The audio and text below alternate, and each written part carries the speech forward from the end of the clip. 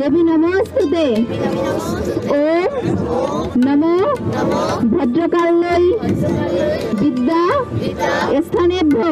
বিদ্যা, জ্ঞান ও ললিত কলার দেবী বীণাপাণির আরাধনায় পূজার অঞ্জলি সাজিয়ে ধূপ ও দীপ জেলে পুরোহিতের এই নিবেদন। বেদ, বেদাঙ্গ, বেদান্ত, বিদ্যা স্থানেভ্যো এবচ। সনাতন ধর্মের বিশ্বাস অনুযায়ী সাদা রাজহংসে চড়ে মাঘ মাসের শুক্লপক্ষের পঞ্চমী তিথিতে দেবী আসেন মর্তে। শুভ্র বসনা সরস্বতী দেবীর এক হাতে থাকে বেদ, অন্য হাতে বীণা, তাই তো তিনি বীণাপাণি। এবার পহেলা বসন্ত আর ভালোবাসা দিবসের দিনে পূজার আয়োজনে বর্ণিল সব বয়সী মানুষ। প্রতি বছরের মতো এবারও ঢাকা বিশ্ববিদ্যালয়ের জগন্নাথ হলের মাঠে বিপুল উৎসাহ উদ্দীপনায় মহা সমারোহে পালিত হল সরস্বতী পূজা। যার বিদ্যা নিয়ে যা যা চেয়েছে সেটা যাতে সবার পূরণ হয় এটাই চেয়েছে। সবাই যেন ভালো থাকে, সুখে শান্তিতে থাকে এটাই চাইলাম, সবার শান্তি কামনা করে প্রার্থনা করলাম।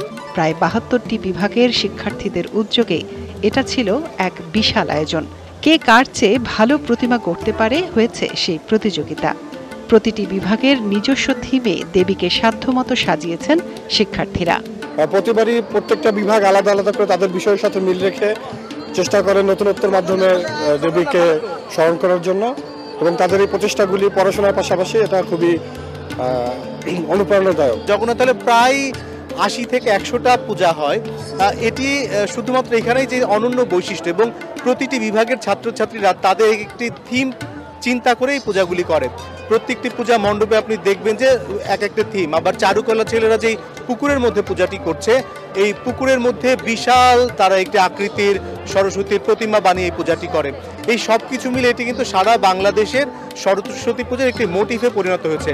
এজন্য আমরা আশা করি এটি যদি আমরা দাবি জানাই তাহলে এটিও একসময় আমরা যদি সেই অনুযায়ী কাজ করতে পারি, ইউনেস্কো যেমন পয়লা বৈশাখকে বিশ্ব ঐতিহ্যের স্বীকৃতি দিয়েছে, আমরা ঠিক মতন দাবি জানাতে পারলে এটিও বিশ্ব ঐতিহ্যের স্বীকৃতি পেতে পারে। বিদ্যার দেবীর পূজায় এত বিশাল আয়োজন সম্ভবত উপমহাদেশে এক বিরল ঘটনা। তো এত বড় একটা প্রোগ্রামে অ্যারেঞ্জমেন্ট করছে, এটা খুবই আসলে ভালো লাগার একটা বিষয়। ইউএসএর ফ্লোরিডাতে থাকি, ওখানেও সরস্বতী পুজো হয় প্রবাসে, কিন্তু এরকম না, এটা অদ্ভুত। আমি শুনেছি জগন্নাথ হলের কথা, কিন্তু কোনোদিন দেখার সৌভাগ্য হয় নাই। এবছর যেহেতু আমরা এখানে আছি সেজন্য ভাবলাম যে এই সুযোগটা কেন ছাড়বো, সেই জন্যই চলে আসলাম। তবে এটা এক কথায় এটা অপূর্ব, অভূতপূর্ব। এই শুভক্ষণটি অনেক পিতামাতা বেছে নিয়েছেন শিশুর হাতে খড়ির শুভক্ষণ হিসেবে। আমি চেয়েছিলাম যে আমার ফ্যামিলি ঠিকঠাক থাকে, বন্ধুরা যদি কিছু খারাপ না হয়, আর আমি যদি ফেল না করি, আমি যেন ভালো করে পড়াশোনা করতে পারি, ভালো রেজাল্ট করতে পারি, ভালো পড়ালেখা করতে পারি, আমি যদি পরীক্ষায় ভালো পেতে পারি। দেবীর কাছে ভক্তকুলের প্রার্থনাও ছিল বিদ্যা, বুদ্ধি, জ্ঞান আর বোধের বিকাশের। যে কাজই করুক না কেন সেটি জ্ঞানের সাথে সম্পৃক্ত। তো আমি যে কাজটা করি এটিও জ্ঞানের সাথে সম্পৃক্ত। তো জ্ঞানের যেন বৃদ্ধি হয়, এটি আসলে দেবীর কাছে চাওয়া। বিদ্যার দেবীর উপাসনায় জাতি, ধর্ম, বর্ণ মিলেমিশে একাকার। আবারও প্রমাণিত হলো ধর্ম যার যার, উৎসব সবার। বিদ্যা, বুদ্ধি সবার বাড়ুক, দিনে দিনে মানুষের জ্ঞানের আকাঙ্ক্ষা বাড়ুক। আমি খুব আনন্দিত, খুব খুশি যে এত সুন্দর একটা পরিবেশে আমি নিজে খুব সৌভাগ্যবতী মনে করছি।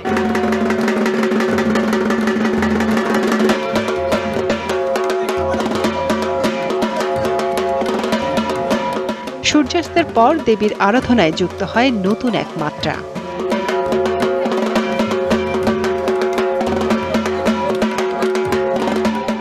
হাজার হাজার মানুষের পদচারণায় জগন্নাথ হলের মাঠ কানায় কানায় পূর্ণ হয়ে ওঠে। আলো ছায়ার খেলা আর ভক্তের নৈবেদ্যে পূজিত হলেন দেবী সরস্বতী।